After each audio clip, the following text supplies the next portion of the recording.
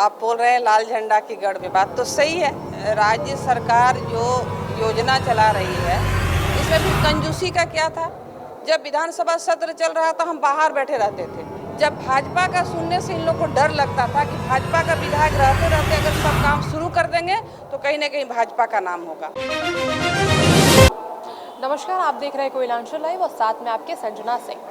आज हमारे साथ मौजूद हैं निरसा से बीजेपी प्रत्याशी अपर्णा सेन गुप्ता। इनसे बातचीत करते हैं और जानते हैं कि इस चुनाव में इनकी क्या कुछ स्ट्रैटेजी रहेगी। मेरा सबसे पहला सवाल आपसे ये है कि आप एक उभरता हुआ चेहरा रही हैं बीजेपी के लिए शुरुआत से ही। इस बार चुनाव में आप किस स्ट्रैटेजी से आगे बढ़ रही हैं? देखिए, 2019 का चुनाव में हमारे माननीय प्रधानमंत्री नरेंद्र भाई मोदी जी और राष्ट्रीय अध्यक्ष सम्मानित जेपी नड्डा जी, माननीय अमित शाह जी और प्रदेश के हमारे अध्यक्ष जी का उस समय भी सम्मान मिला, नारी महिलाओं का सम्मान, कि भारतीय जनता पार्टी में महिलाओं का बहुत सम्मान मिलता है।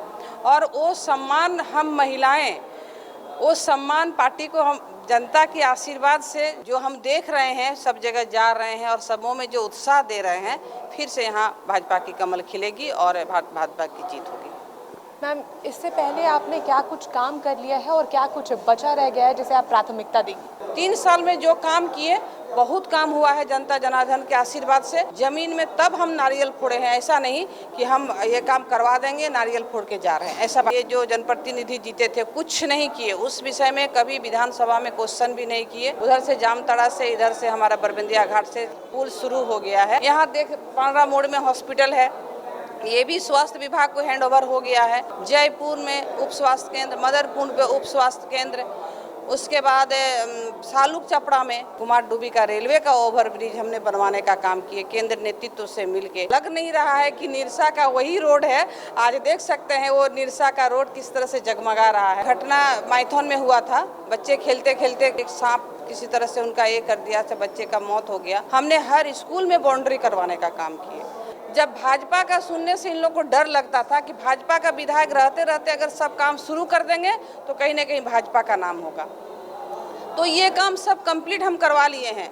विधानसभा क्वेश्चन आंदोलन के माध्यम से हमने जिला डीसी साहब से, डीडीसी साहब से, चूँकि उस समय का फंड था अभी कम हो रहा था, हमने डीएमएफटी का पैसा हमने राज्य सरकार को, माननीय मंत्री जी को, पीएचडी मंत्री को भिजवाने का काम किए। सब कुछ हो गया है, काम शुरू हो जाएगा, लेकिन काम रोक के रख दिया है इसलिए कि अभी अगर काम शुरू होगा तो भाजपा विधायक का नाम हो जाएगा, इसलिए काम को रोक के रख दिया।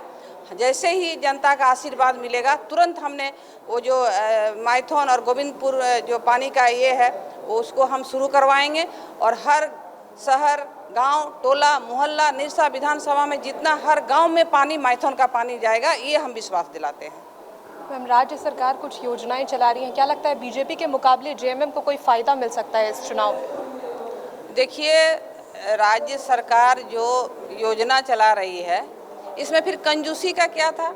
जब आप 1000 दिए उसी समय 2500 दे देते। फिर जो आपका मैया सम्मान योजना, ये तो चुनावी लोक लुभावन आपका योजना है। तो अब जब हम लोग गोगो दीदी का आया 2100 तो आप 2500 कर दिए, तो फिर 2500 पहले क्यों नहीं किए? पहले ही 2500 आपको करना चाहिए था। और हम लोग जानते हैं ये चुनाव भर ही, चुनाव के बाद ये बंद हो जाएगा। माननीय प्रधानमंत्री जी बोले हैं हमारे गोगो दीदी माँ बहनों को वो पैसा मिलेगा। अगर झारखंड में बीजेपी की सरकार बनती है तो उससे जनता को क्या फायदा होगा? देखिए, डबल इंजन का जब सरकार बनेगा ना तो बहुत फायदा है, क्योंकि हम लोग इस चीज़ को महसूस किए हैं। विधानसभा में हम लोग का बात सुना नहीं जाता था, बहुत मैंने लग रहा था कि हम लोग ऐसे आके बैठ गए हैं। जनता हम लोग को यहाँ मतलब जो नेतृत्व करने के लिए भेजा ही नहीं गया है। हम लोग सत्र के अंदर हम जा ही नहीं रहे थे, इसलिए कि हम क्या करेंगे अंदर जाके, जब मेरा बात आप सुनिएगा नहीं। जनता जब निरसा विधानसभा का देवतुल्य जो वोटर्स हैं, हमको उनका आवाज़ बन के हमको जब विधानसभा में भेजे हैं और हम अगर आपका बात को वहाँ रख नहीं पाएंगे, सुनिएगा नहीं, तो फिर अंदर क्यों हम जाएंगे। इसलिए हम बाहर ही ज़्यादातर आप लोग देखते होंगे बाहर बैठे। सत्र स्टार्ट हुआ, बाहर अपर्णा सेन गुप्ता बैठी हुई है, क्यों भाई? जनता का मुद्दा को लेके।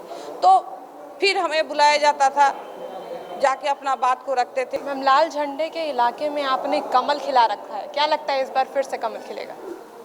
यही तो है कि 2019 में जिस तरह से आप बोल रहे हैं लाल झंडा की गढ़ में, बात तो सही है, लाल झंडा की गढ़ में कमल खिला और फर्स्ट बार 2019 में कमल खिला था। यहाँ के जनता लाल झंडा से परेशान, लाल झंडा को सब समझ गया है किस तरह से मैंने गरीब शोषित पीड़ित जनता को किस तरह से मैंने परेशान करके डरा के धमका के इस तरह से करने का, तो आज सब समझ गया है कि किस तरह से कौन मेरा सही नेतृत्व है। घर में अपना परिवार के सामने जो बात रखते हैं वैसा ही बात मेरे पास सब आते हैं कि मेरा परिवार है, मेरा घर है, इस घर परिवार को हमको सुरक्षित रखना है। विधानसभा का बिगुल बजते ही झारखंड में हर जगह तैयारी तेज कर, उसी तरह से हमने बातचीत की भाजपा उम्मीदवार निरसा से अपर्णा सेनगुप्ता, जिन्होंने बताया कि उनकी स्ट्रैटेजी साफ है कि जनता की सेवा करते हुए वो शुरुआत से आगे बढ़ती हुई आई हैं और आगे वो यही काम जारी रखेंगे। सहयोगी दीपक के साथ संजना सिंह, कोयलांचल लाइव, निरसा।